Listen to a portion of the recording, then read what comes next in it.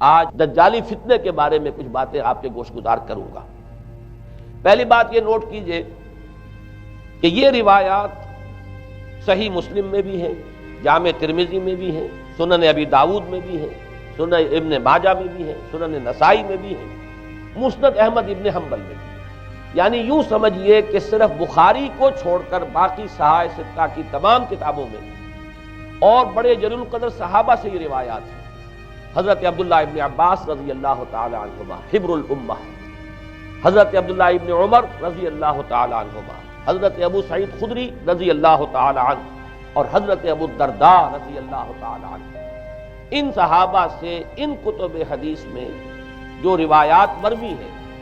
وہ یہ ہے کہ جو شخص دجالی فتنے سے محفوظ رہنا چاہے وہ سورہ کہف کی ابتدائی اور آخری آیات کی تلاوت کرے۔ بعض روایات میں تو صراحت ہے ابتدائی اور آخری،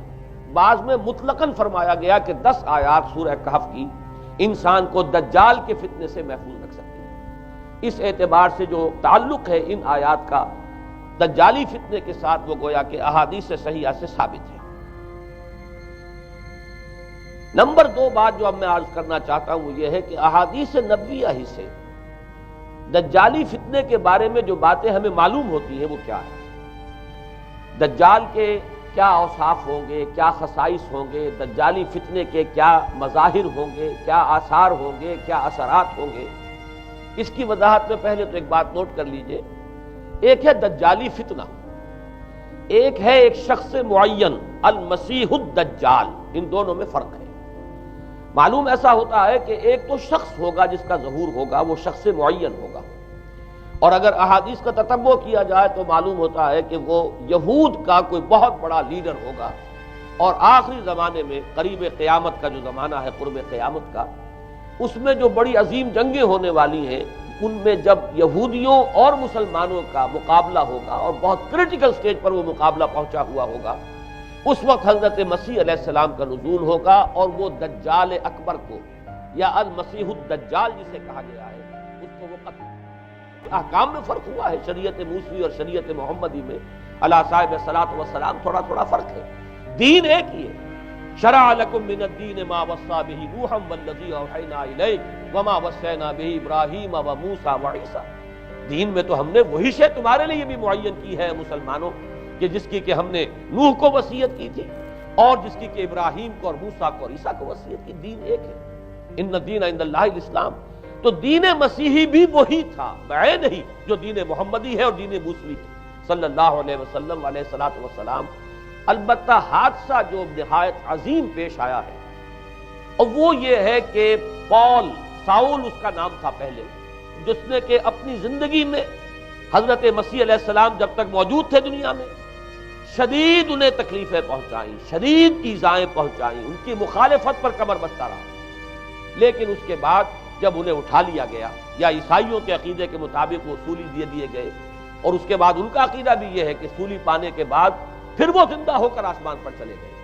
جبکہ ہم یہ سمجھتے ہیں اور ہمارا ایمان ہے کہ انہیں سولی دی نہیں گئی، بلکہ انہیں تو پہلے ہی اٹھا لیا گیا تھا، ان کی جگہ کوئی اور ہے۔ انجیل برنباس نے یہ بات بالکل واضح کر دی کہ در حقیقت وہی حواریین میں سے جس نے کہ غداری کی تھی اور پکڑوایا تھا، مخبری کی تھی، وہی ہے جس کی شکل بنا دی گئی تھی حضرت مسیح علیہ السلام کے جیسی مانند، اور وہ شخص ہے کہ جو سولی چڑھا۔ بہرحال عیسائیت اس وقت کی جو اس کا عقیدہ ہے اور جو ہمارا عقیدہ اور ایمان ہے،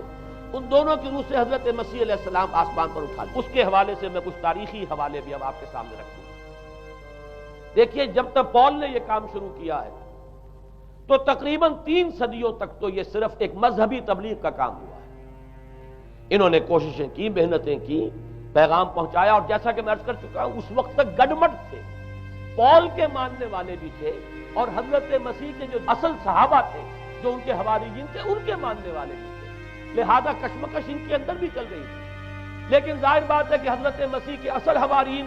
وہ تو اول تو یہ کہ اپنی گفتگو رکھ رہے تھے محدود بنی اسرائیل تک، نمبر 2 یہ کہ انہوں نے تو شریعت کو ساقط نہیں مانا۔ جنگل کی آگ کی طرح جو مسیحیت پھیلی ہے وہ پولزم والی مسیحیت، اس لیے کہ اس میں تو کوئی شریعت کا کوئی بوجھ نہیں، کوئی حلال نہیں، کوئی حرام نہیں، کوئی نماز نہیں، کوئی روزہ نہیں، بھائیوں کی ہوگی ادھر بھی ادھر بھی۔ ایک طرف البتہ عیسائیوں کے ساتھ مسلمان بھی ہوں گے، یہودی بھی ہوں گے، اور دوسری طرف خالص عیسائی طاقت ہوگی، اور ان کے درمیان اتنی خوفناک جنگ ہوگی۔ الفاظ ان کے یہ ہیں اس حدیث کے جو انہوں نے مجھے بتائے کہ ایک پرندہ سینکڑوں میل تک پرواز کرے گا اور اسے سوائے لاشوں کے اور کچھ نظر نہیں۔ آپ تصور کیجئے اگر ایٹمک وار ہو جاتی تو یہی ہوگا، تہس نہس ہو جائے گا، معاملہ ختم ہو کر رہ جائے گی۔ اور یہ چیز جو ہے یہ بہرحال یہ جتنا کچھ پائل اپ کیا گیا ہے، یہ ڈسٹرکٹیو فورس سائنس کی یوں سمجھیے کہ معراج اب یہی ہے۔ اب تو سٹار وارز کی باتیں ہو رہی ہیں کہ صرف زمین پر نہیں، باہر بھی یہ جنگیں ہمیں لڑنی پڑیں گی، لیکن یہ کہ اس کا کیا حال ہوگا۔ امریکہ میں ایک پکچر تیار کی گئی تھی، دی ڈے آفٹر غالباً اس کا نام ہے، اس میں ایک نقشہ دکھایا گیا ہے اس قدر ہولناک کہ یہ 100 اور اونچی منزلہ عمارتیں جو ہے یہ ایسے جیسے کہ کچے گھروں میں ہوتے ہیں، ایسے وہ پگھل کر رہ جائیں گی، اور یوں سمجھیے کہ انسان جو ان کے اندر ہوگے، ایک ایک منزل کے اندر، ایک ایک ایسی 100 منزلہ عمارت کے اندر ہزاروں آدمی ہوتے ہیں، جیسے کہ کوئی ایسی کالونی ہو کوئی ان کی چیونٹیوں کی، اور اس پوری کالونی کو آپ اپنے پاؤں سے بسر دیں، ایسے انسانوں کا حال ہے اگر وہ جنگ ہو جاتی جس کا نقشہ کھینچا گیا ہے۔ یہ ہے در حقیقت وہ بات کہ جو مولانا مناظر حسن گیلانی فرما رہے ہیں ان آیات مبارکہ میں، وَيُنذِرَ الَّذِينَ قَالُوا اتَّخَذَ اللَّهُ وَلَدًا، تاکہ خبردار کر دے یہ قرآن ان لوگوں کو جنہوں نے کہا ہے کہ اللہ نے بیٹا بنایا، بدترین شرک کا جنہوں نے ارتکاب کیا، اور اسی ولدیت مسیح کے عقیدے سے وہ ساری کرپشن جو ہے دین خداوندی کی، دین مسیحی کی اصل جو دین تھا اس کی جو ہوئی ہے، اور اس کے نتیجے میں آج نوع انسانی وہاں کھڑی ہے۔ اسی لیے آیت نمبر 2 میں فرمایا وَيُنذِرَ بَأْسًا شَدِيدًا مِّن لَّدُنْهُ، تاکہ خبردار کر دے ایک بہت بڑی جنگ سے۔ ہمارے اکثر مفسرین نے یہاں پہ ایک بہت بڑا عذاب کہہ کر جو ہے وہ گزر گئے ہیں، لیکن واحد یہ لفظ ہے قرآن مجید کا یہ مقام ہے جہاں لفظ باس آیا ہے، اور مولانا مناظر حسن گیلانی نے بحث کی باس تو جنگ کو کہتے ہیں، قرآن مجید میں جہاں بھی یہ لفظ آیا جنگ کو کہتے ہیں۔ تو ایک بہت بڑی ہولناک جنگ جس کے لیے فرمایا مِن لَّدُنْهُ، یہ تمہارے اپنے پیمانوں پر نہیں آئے گی،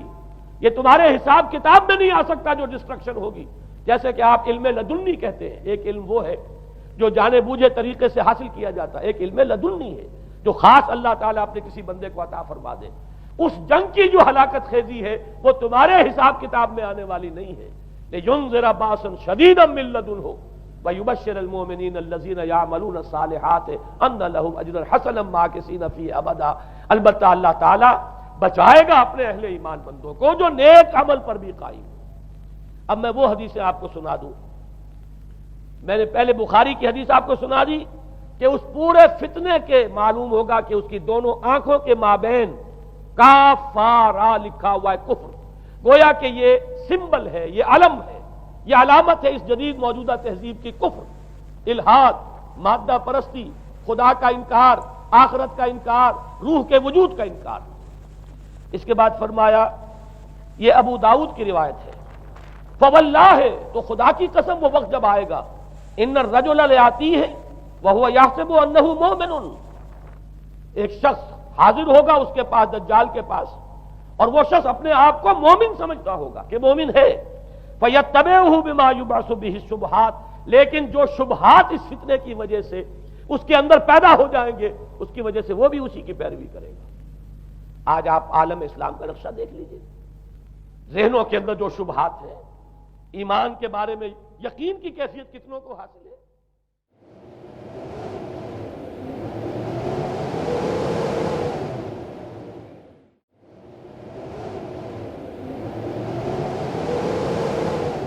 ایک دفعہ سورج گرہن ہوا تو نبی اکرم صلی اللہ علیہ وآلہ وسلم بہت گھبرا کر اٹھے، اس ڈر سے کہ کہیں قیامت نہ قائم ہو جائے۔ آپ صلی اللہ علیہ وآلہ وسلم نے مسجد میں آ کر بہت ہی لمبا قیام، لمبا رکوع اور لمبے سجدوں کے ساتھ نماز پڑھی۔ میں نے کبھی آپ صلی اللہ علیہ وآلہ وسلم کو اس طرح کرتے نہیں دیکھا تھا۔ آپ صلی اللہ علیہ وآلہ وسلم نے نماز کے بعد فرمایا کہ یہ نشانیاں ہیں جنہیں اللہ تعالیٰ بھیجتا ہے، یہ کسی کی موت و حیات کی وجہ سے نہیں آتی، بلکہ اللہ تعالیٰ ان کے ذریعے اپنے بندوں کو ڈراتا ہے۔ اس لیے جب تم اس طرح کی کوئی چیز دیکھو تو فوراً اللہ تعالیٰ کے ذکر اور اس سے استغفار کی طرف لپکو۔